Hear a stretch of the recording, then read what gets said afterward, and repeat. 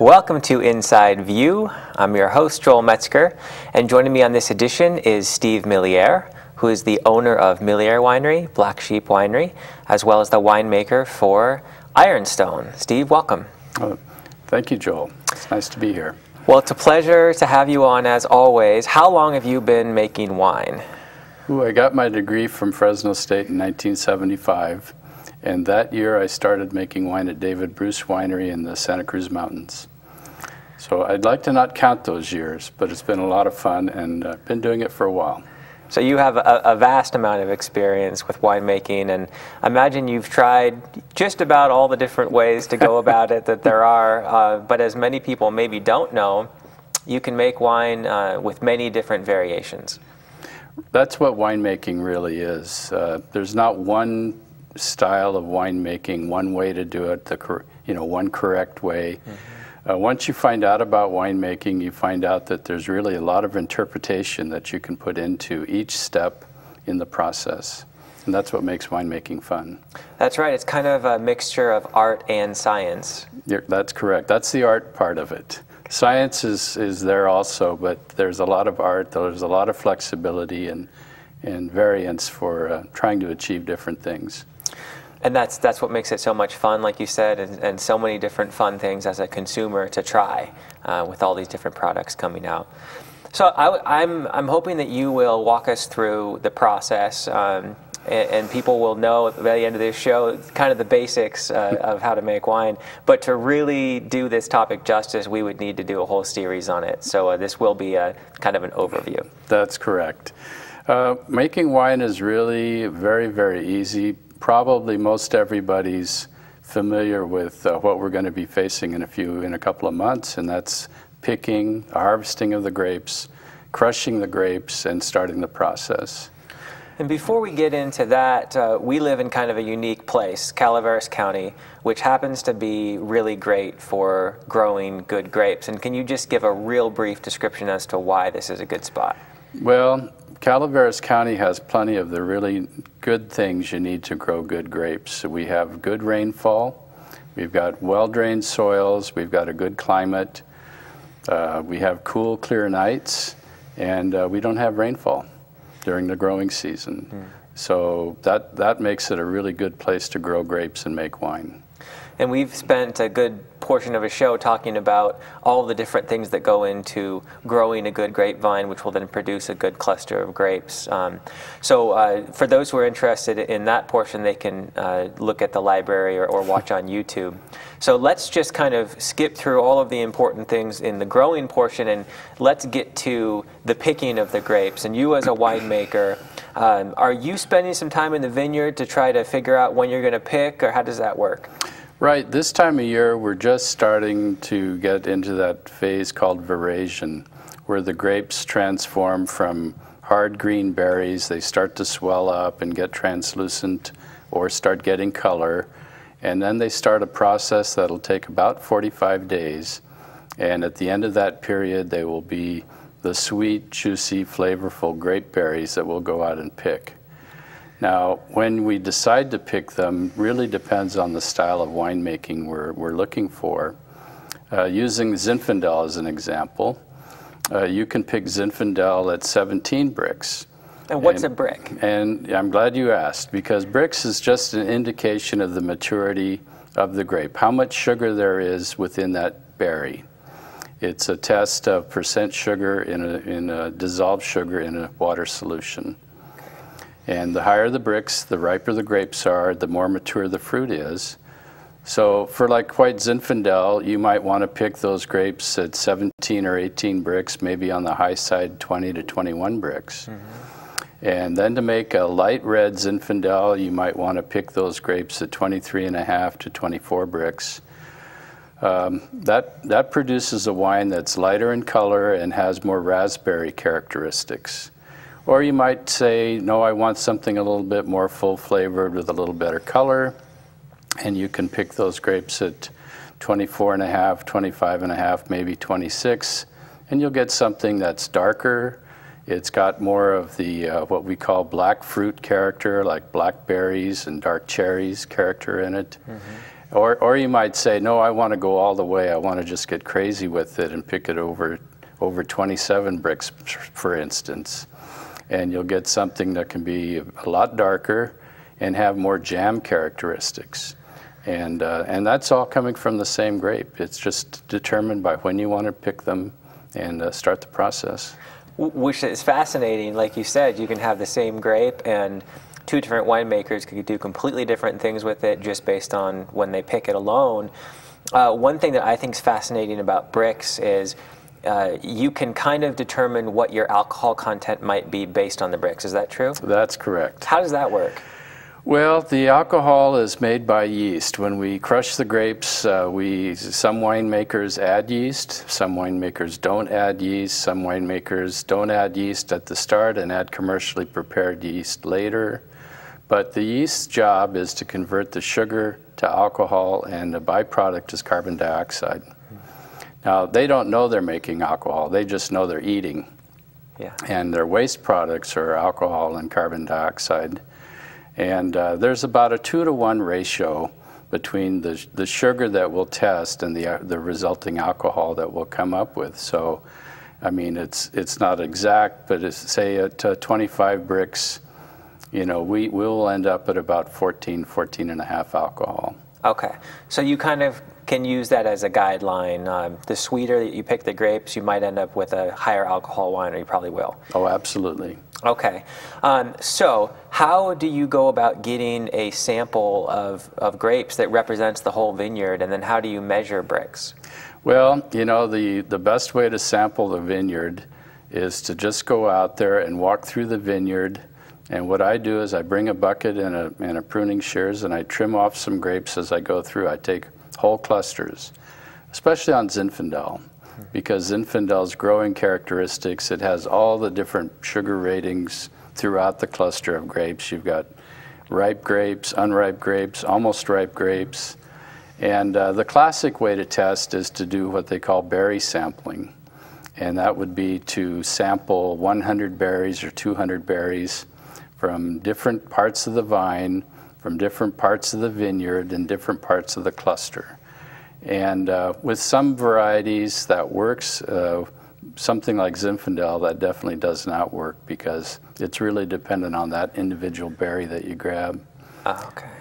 So you need to do maybe whole bunches of Zinfandel from around the whole vineyard, and then you'll crush them up. And do you use a refractometer or a hydrometer to measure? Or? Well, I use a refractometer, and that's because it's very quick and easy, and it's pretty accurate. The amount of sugar that you can test in a solution, the number will vary based on temperature. And so when you're trying to test it with a hydrometer, you have to have, you put the hydrometer in a cylinder that has your juice and you record the number. You also have to record the temperature that it's at. Okay. And then you go to a log and you make a correction for the temperature, either up or down. Usually it's either from 60 degrees or 68 degrees, depending upon the standard that your hydrometer is. Okay. A refractometer measures the sugar by bending a beam of light through the liquid. And the amount of refraction that that beam of light has relates to how much sugar there is, how much dissolved sugar there is in that solution. And modern refractometers have a built-in temperature compensating device within the refractometer. So all you have to do is crush the grapes, sample the juice, and read the number. Very good, very good. So let's say that we've gotten to the point where you're satisfied that it's time to pick. And I know that long, hot summers kind of help move the ripening along. Sometimes if we get cold weather, the grapes will kind of stall. But let's say we're having a nice, long, hot summer and you've reached the right bricks. Do you want to pick at a certain time of day when you're ready to harvest? Well, you know, that's a good point, too, because it depends. When you sample, determines really a lot of what sugar you're going to read. So if you sample in the morning and you get a sugar reading, that's going to be the sugar that you test the next day if you start picking in the morning. Now, if you sample late in the afternoon, sometimes the grapes will transfer water out of the berry, and you'll test a higher sugar reading than will be there the next morning when you go to pick grapes. So you have to be aware of that, and usually I sample them every couple days right up until the time we pick, just trying to get a sense of how much water they're moving, because the sugar does move dramatically. And then when I arrive at a point where I think they're ready, then I talk it over with the grape grower, and we start assembling the crew and figuring out the logistics of actually picking. But there's been many times, I've done it myself, when you pick 25 bricks in the afternoon and the grapes are 23 the next morning. Oh, gosh. And what seemed to be the perfect harvest, the perfect vintage, is a disaster. So very important. When you harvest, do you tend to harvest when it's cool or hot? Well, when they're hand picking, well, let's go back. My first rule is I don't like to pick in a heat wave, because what that does is stresses the vines. Vines are very adept at finding water, and the biggest reserve of water in a grapevine is the berries. So during a heat wave, they will transfer all the water out of the berry that they can. That'll make the sugars spike. And sometimes if they spike enough, you just have to pick them just so you harvest something. Okay. But ideally, you can get through that spike of temperatures and get the sugars to normalize again when the vines get cooler, and the water can be put back into the berry, and then you can pick and you'll be fine. So during heat waves, I really don't like to pick unless I absolutely have to.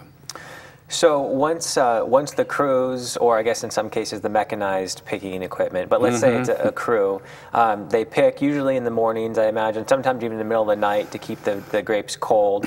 And then they put them in bins, and I don't know if anyone's seen these bins, but are they basically a half-ton per bin, or how does that work?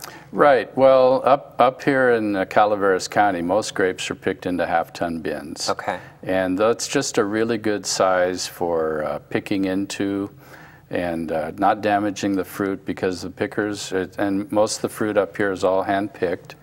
And so pickers get in there and cut the grapes off the vine, put them in some kind of bucket or tub, and then when that thing is full, they pour it into the bin. Well, a half-ton bin is perfect because it doesn't let the grapes on the very bottom, the very first grapes you put in, get crushed by the very last grapes you put in on the top. And so that's a perfect size for enhancing and maintaining the quality of the fruit you pick. One thing that we've started to see more and more frequently up here is picking at night, which used to be unheard of, especially for hand-picked crews in the foothills. But now more and more are starting to pick at night, just like they do down in the valley. And the reasons for it are the fruit is cold, it's less subject to starting to bruise and decay, and the quality, I should say, starting to decay when you're picking and it's real hot. And it's easier on the workers. Sure. You know, it's a lot easier to pick when it's 45 to 55 at night than it is when it's 95 during the day. So when you, as the winemaker, receive that big load of grapes, and it could be a couple bins or it could be hundreds of bins, depending on how big you are, what's the first thing that you do? Do you crush them right away? We try to crush them right away, just to minimize any kind of contact with things that might be harmful to the grapes and to the wine that get in the bins. And what can that be? I mean, sometimes there might be some botrytis that's on the grapes that you didn't see when you were going through sampling. What's that? Botrytis is a mold, a rot, that can start in the interior of the grape cluster. And if you let it sit too long in a warm environment and juice starts to trickle in, it can start to grow. And what might be an infection in just one simple little cluster can infect the whole bin if you waited 8 hours to get started picking those things or crushing. How does a crusher stemmer work? It's a very, very crude machine that's a long perforated cylinder with a beater bar that goes in through the inside of it that just basically flings the grapes against the side, the perforated screen on the side, and plucks the berries off the stems. Now you can have crusher destemmers or stemmer decrushers. And what the crusher part of it is a device that once the berries come off the grapes or even before they go into the destemmer. It just squeezes the grapes to break the skin. And that's a way of breaking up the skin and getting the juice to start flowing. In my own wineries, we use just a destemmer. So we don't actually crush any grapes, although everybody calls it a crusher. So you're leaving whole berries? They're pretty whole. Remember, they're being flung against the side of the perforated screen, so they do get a little broken up, but essentially they're pretty whole berries. And once the stems have been removed, then you have either a whole grape or these crushed grapes, a lot of juice. Do you put them right back into these plastic half-ton bins? I do ferment in the half-ton bins. Okay, so we have a bin that's maybe half to 3/4 full of kind of this crushed grape juice mixture? Right. And, you know, that's really an interesting phase because it's just been crushed. And even if you've got, except for some red varieties that have red pulp, even Cabernet Sauvignon, which is a great red variety, the juice is almost green. It's like white grapes with red skins. And so it's an interesting phase because, you know, there's no color, there's nothing happening, there's no fermentation, and it's just crushed grapes. And if you reach down in there and get a little cup of it, it's just sweet grape juice, really, you know, with a bunch of skins in there. It's the best tasting grape juice you can ever have. That's right. Okay, so then we hit this kind of beginning of this wonderful fermentation process, but like you said, there are some different ways of approaching that. You can inoculate it with a yeast, or you can let nature take its course. Can you talk us through both of those? Well, right, and you can also do cold soak first and then do the inoculation or let nature take its course. And really what we're trying to do, once the grapes are crushed, we've got a mixture of water and sugar with the grape skins. And the science part of it is water is a solvent. And water is a great way of using the solvent properties of water, of extracting color and flavor from skins. So there's a number of techniques that have been developed for helping that, and one of them is called cold soak. And that's where you actually start to chill the crushed grapes down. It helps to have them picked at night so they're cold already. And you're just trying to prolong the amount of time the grapes aren't actively fermenting, to give it more time to extract the color into the water, the solvent. It's not pretty sounding, but that's what you're really trying to do.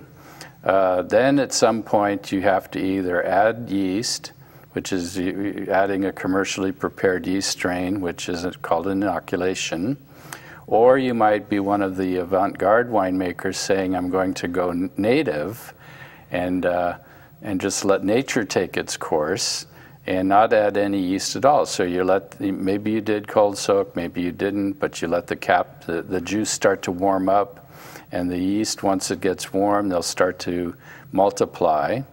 And if it's a native fermentation, it takes a lot longer for them to multiply enough to get going to start a fermentation. And that lag period between juice to when the fermentation starts can be very critical. It's a very dangerous time for wine because it's also subject to spoilage right at that time. Other organisms can get started too. So from UC Davis and other schools, the lessons have always been to start the fermentation as quickly as possible. Which usually involves an inoculation of yeast. Yes, you'd inoculate with a pure strain. Okay, so you have this transformation take place. Once the yeast goes into this bin, what happens? Well, there's a certain lag phase when the yeast are really just starting to grow and multiply. And you can actually see it in the cap if you're doing a red fermentation, where things are starting to move, the cap is starting to come up, but it hasn't really started to ferment yet. And the cap is? The cap is just the crushed grapes, the skins. And that kind of float to the top? They float, yeah. In a bin, they'll float to the top. And right at the start, they just make a thin layer, and you can get a little whiff of CO2 from time to time. But not much is happening. Well, a lot is actually happening for the yeast because they're multiplying like mad to make a big enough colony to actually do the fermentation. Once that fermentation starts, then the cap will rise. And I know when we made Ghirardelli Zinfandel for years, the cap would rise and we'd get tons of foam on top of it and just be crazy foaming like mad. And they were pretty exuberant. The yeast were really going after it. They were going after it, right. But, you know, part of that is we harvest the Ghirardelli Zinfandel in September. It's usually, in August, I should say. It's usually pretty warm then. And so the fermentation started out very warm. And so that's why they'd be so exuberant. So how long does it take for the yeast to do its job and pretty much consume the sugar and turn it into alcohol? Well, the yeast can work, everybody chooses a different path. It depends on the fermentation temperatures that they might maintain or try to maintain. And that's usually a 10-day process, maybe 2 weeks. Some people go extended fermentations by keeping them colder, and that could be 3 weeks. In a rotary fermenter, that can be as short as 4 days.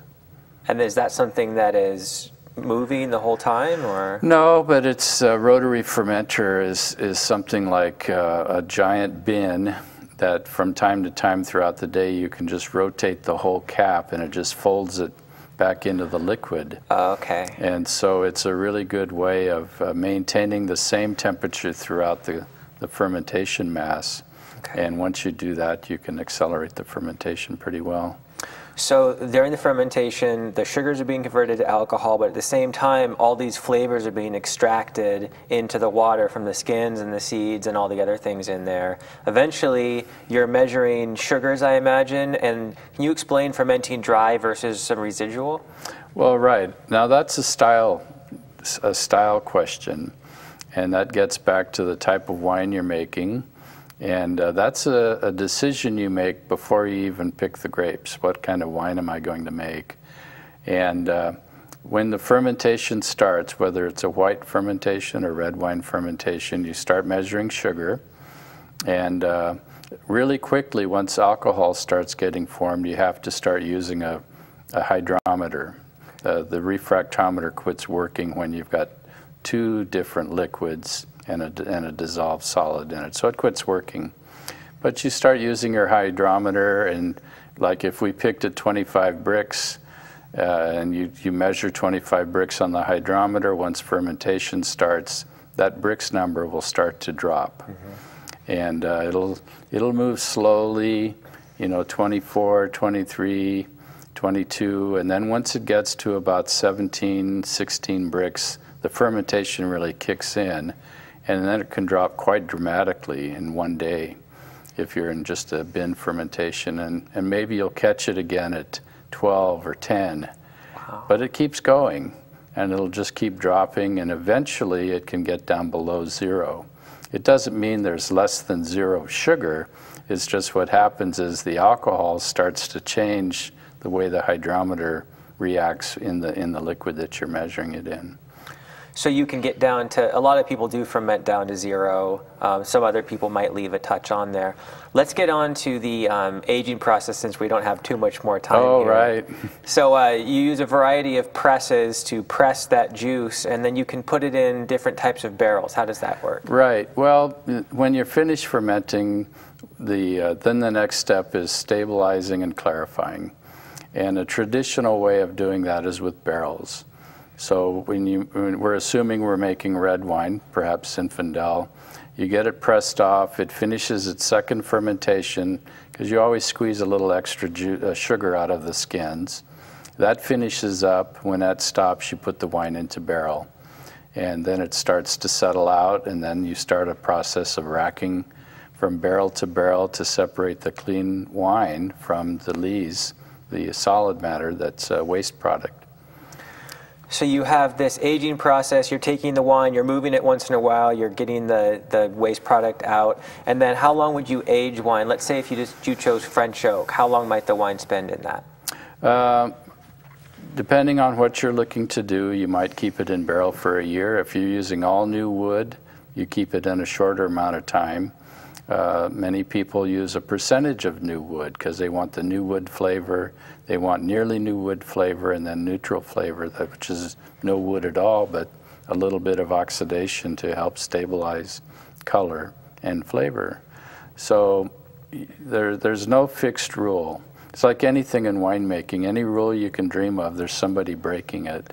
And barrel aging is another one of those. There's some people who can finish all their wines by the following vintage, finish them in barrel.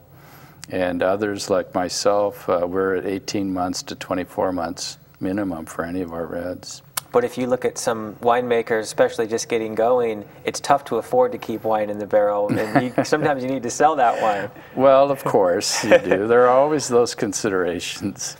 And we'll have to come back and revisit some of these processes, but just to kind of finish it off, once you bottle, whether it's been 18 or 24 months or whatever, at that point you're going to put either a cork or a cap on, and I was curious to know what your thoughts are on corks versus caps.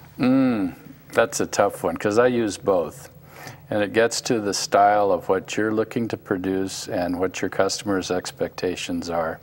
For my best wines, I use cork, and that's it's a traditional mechanism for for sealing up a glass bottle. It allows for a small amount of oxygen to enter into the wine, which helps it develop and soften.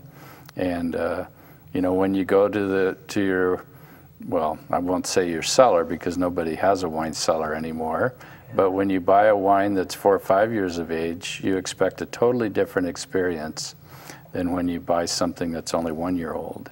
How long do wines last? I mean, one that's been well preserved. Well, that's tough. Like anything, it's a tough question to answer. For most wines that you buy at the market, 3 to 5 years is probably a good length of time. Now, if you're buying a wine from a very experienced, well-known, high-end producer who's making wines to last 10, 15, 20 years, then that's a different expectation, and those wines will last a lot longer. But if you're wanting a wine that's got more fruit than not, then probably 3 to 5 years is a good standard. And can you get good wine from $2 a bottle all the way up to a couple hundred, or do you need to pay a lot to get a good bottle of wine? No, you know, that's one misconception. People think you have to pay more. If you pay more, you get a better bottle, and if it's older, it's better, and that's not necessarily so. I'm not saying that the best wine in the world is just $2, but depending on what your expectations are, you might find just as much joy in a $2 bottle of wine and not appreciate a $50 bottle of wine at all. But it doesn't mean you don't want to taste that $50 bottle if someone opens it for you. Absolutely. Yeah. Well, Steve, I really appreciate you joining me again, and I hope that you'll come back and talk more about the world of wine. Thank you, Joel. I enjoy it. And thank you for joining me on this edition of Inside View. I'm your host, Joel Metzger, and I hope you join me next time.